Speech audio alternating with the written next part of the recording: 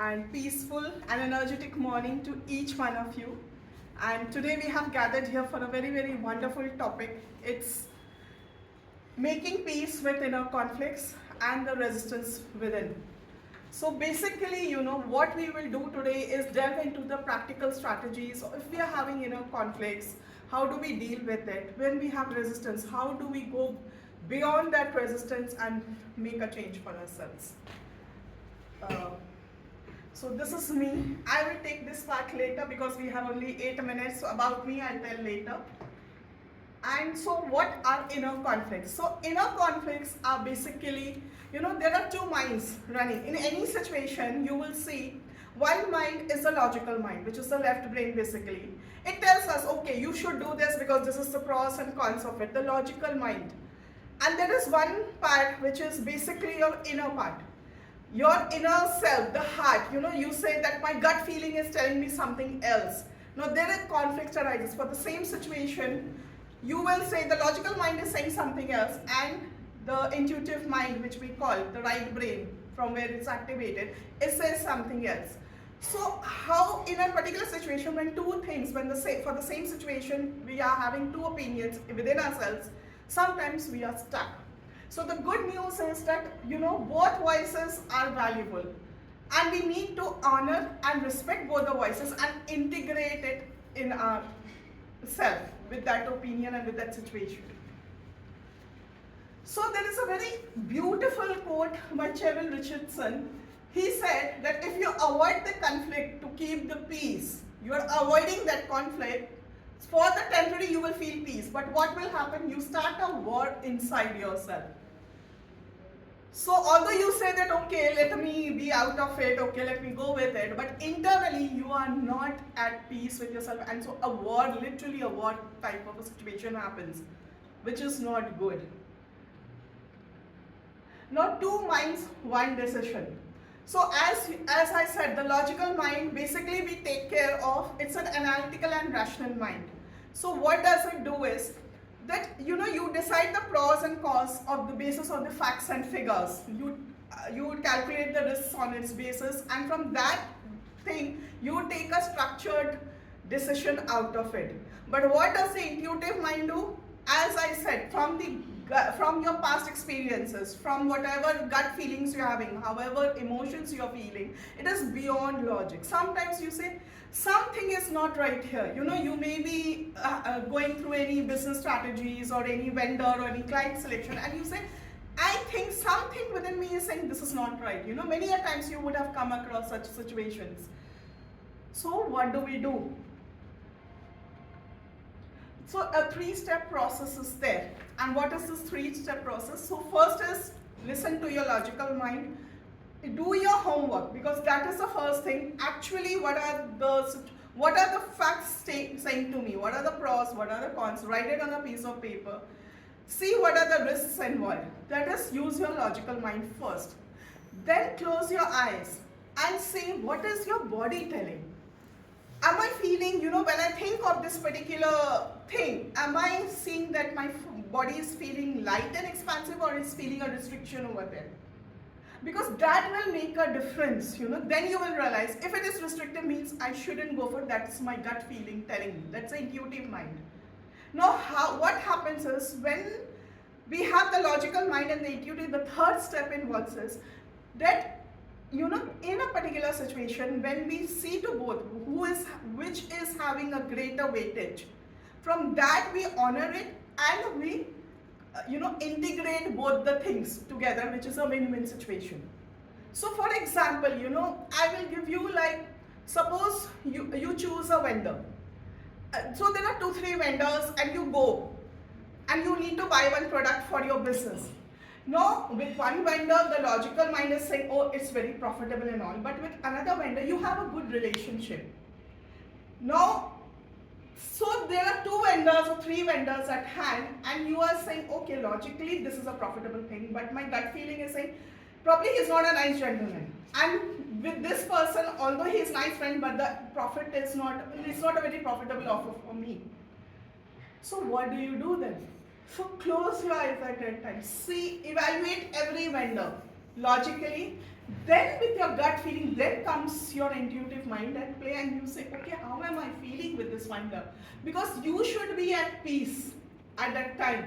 When you're going, internally you should be at peace and feel happy dealing with a particular person. It's not a one-time business. You may give more orders to that vendor. So that is how the difference comes. So engage your logic, tune into your intuition, and integrate both the perspectives. Now the next comes the resistance. Now what happens? Why does the resistance come? It's a body's coping mechanism. So when you are, trying to do something new, it's like the body is not ready for it. And so internally it pushes you back, it holds you back as a coping mechanism because it is not comfortable. So that is why you see the image there, that how, your body is screaming, it is holding you and you want to go out. So there is a resistance there.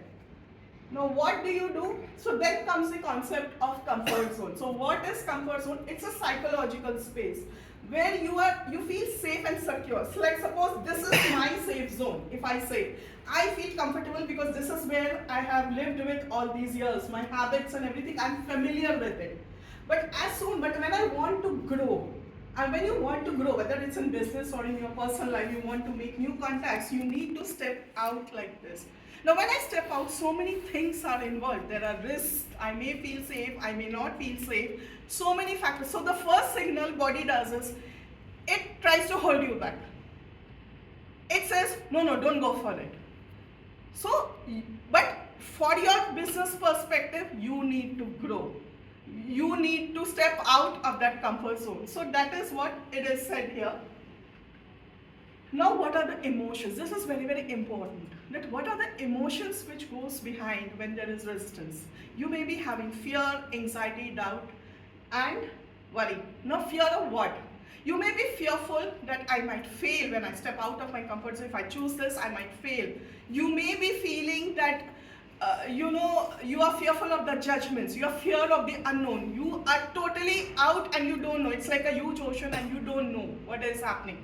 So that is the fear factor. Then comes you are doubtful of your capabilities. Am I capable to step out and take this opportunity? You doubt your own capabilities. Maybe you're capable, but when you're stepping for the first time, it is like, can I do this? Am I capable or not? So there's a huge doubt which stops you back. Then there is anxiety, uncertainty about outcomes. Like, okay, even if I do this, will I gain, will I fail? Now sometimes you are so much into that loop that you feel that, okay, maybe, I don't think so, and you become anxious about it. You're in that loop, and, the whole energy is gone there and you withdraw yourself. Then is the worry part.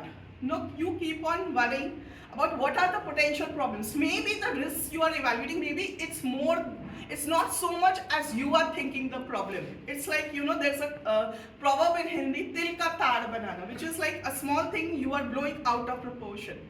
So that is the worry part, that about potential problems can keep you stuck in mental loops rather than taking action. So with all these fear, worry, anxiety, doubt, that holds you back from taking the action, because that is what is required. Then is a compassionate approach to working with resistance. So what is that? How do you work with this resistance? That you work in a compassionate way. You acknowledge first, yes, I am having resistance. Then the second part is that you sort of have a dialogue with your body. Okay, how am I feeling? What's worst can happen? Then the third is that you evaluate the pros and cons of it, and finally, give your mind needs logic. So you convince yourself logically, no, it's safe, it's okay, these are the things that will help you. So this is the next thing. And the path forward is that resistance is not an enemy, it's a messenger. So one part is telling not to go, the other part is telling go. So you need to honor both the bodies, both the thoughts, and integrate it. And the key takeaways, as I said, is that so you have to honor both the minds, the intuitive and the logical mind, and the resistance, how we told about it. You have to trust yourself, trust your body, and trust everything.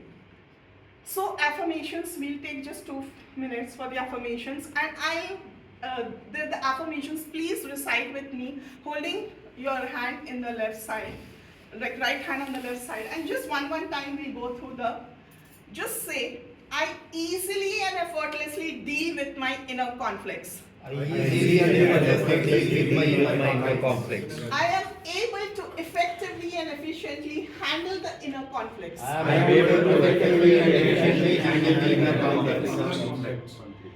Third, I trust my intuitions I trust my intuitions and the divine to guide me and the divine to guide me in a manner in a manner which is in alignment for my highest good. which is in alignment for my highest good. I I love, accept, accept, and embrace being in harmony with everything. and embrace being in harmony with everything. I easily and effortlessly resolve my resistances. I easily and effortlessly resolve my resistance. I easily and effortlessly change resistance to acceptance. I easily and effortlessly change resistance to acceptance. I am the master I am the master in handling inner conflicts in handling inner conflicts and resistances and resistances in an effective and efficient way. in an effective and efficient way. I love, accept, accept, and cherish my skills and cherish my skills to handle inner conflicts to handle inner conflicts and resistances. and resistances. So this is it, and thank you so much for listening to me so patiently and giving this time to yourself. So pat both yourself like that and congratulate yourself that you got at least some awareness regarding it. And regarding myself, so I just want to tell that, just a brief about myself. Yeah, so this is some of you know me, but who have come here for the first time. I'm a counselor and therapist. I was originally a chartered accountant, turned into a counselor and therapist. I am into mindful coaching, have impacted many lives and helped them to understand, help them to transform their belief systems, their mindset. I do one-on-one counseling, and I was also invited as a speaker in podcasts and in various multiple platforms like VR1 and Road3. And I have impacted, I feel, many lives just through speaking and through my counseling. So this is who I am. If anyone is struggling with any of the things, whether it's inner conflicts, today was inner conflicts, or any of the things which you are struggling, you can reach out to me for one-on-one counseling. Thank you so much.